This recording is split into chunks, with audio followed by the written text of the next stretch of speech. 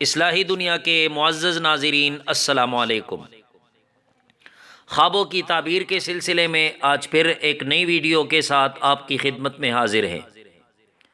کہ اگر کسی نے خواب میں قرآن پاک کی صورتیں دیکھی ہے تو اس کی کیا تعبیر ہو سکتی ہے۔ مثلا کسی نے خواب میں دیکھا کہ وہ سورہ فاتحہ پڑھ رہا ہے، سورہ بقرہ پڑھ رہا ہے یا سورہ آل عمران پڑھ رہا ہے، غرض جو بھی صورت ہو، خواب میں دیکھے کہ وہ صورت پڑھ رہا ہے تو اس کی کیا تعبیر ہو سکتی ہے۔ تو قرآن پاک کے اندر جتنی صورتیں ہیں اس کی تقریباً الگ الگ تعبیریں ہیں۔ تو سب سے پہلے آتے ہیں سورہ فاتحہ کی طرف کہ اگر کوئی خواب میں یہ دیکھے کہ وہ سورہ فاتحہ یعنی الحمد شریف پڑھ رہا ہے تو اس کی کیا تعبیر ہوگی۔ تو حضرت علامہ ابن سیرین رحمۃ اللہ علیہ نے فرمایا ہے کہ خواب میں الحمد شریف پڑھنا یہ اس بات کی دلیل ہے کہ اس کی عمر دراز ہوگی اور اس کا خاتمہ ایمان پر ہوگا۔ اسی طرح اگر خواب میں دیکھے کہ سورہ بقرہ پڑھی ہے تو بھی یہی تعبیر ہے جو سورہ فاتحہ کی ہے، یعنی عمر دراز ہوگی اور اس کا خاتمہ ایمان پر ہوگا اور دشمنوں کی شرارت سے امن میں رہے گا۔ اور حضرت جعفر صادق رحمۃ اللہ علیہ نے فرمایا ہے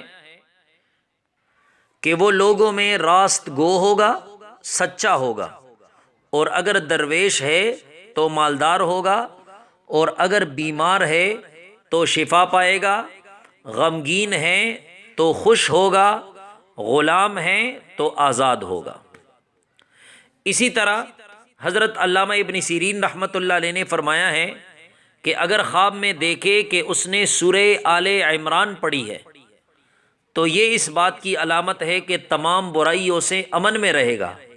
اور پاک ہوگا اور اس کا خاتمہ بالخیر ہوگا۔ اسی طرح حضرت جعفر صادق رحمۃ اللہ علیہ نے فرمایا ہے کہ اگر دیکھے کہ اس نے آیت شہد اللہ یہ پڑھی ہے تو یہ اس بات کی علامت ہے کہ حق تعالی شانہ کی تقدیر اور فیصلے پر راضی ہوگا۔ حضرت ابراہیم کرمانی رحمۃ اللہ علیہ نے فرمایا ہے کہ اگر قرض دار ہے تو قرض سے سرخرو ہوگا اور لوگ اس کو عزیز رکھیں گے۔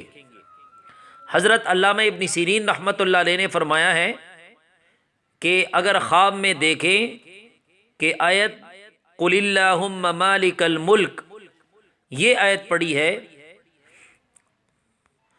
تو یہ اس بات کی علامت ہے کہ بزرگی اور عزت اور مرتبہ پائے گا اور اس کی مراد پوری ہوگی۔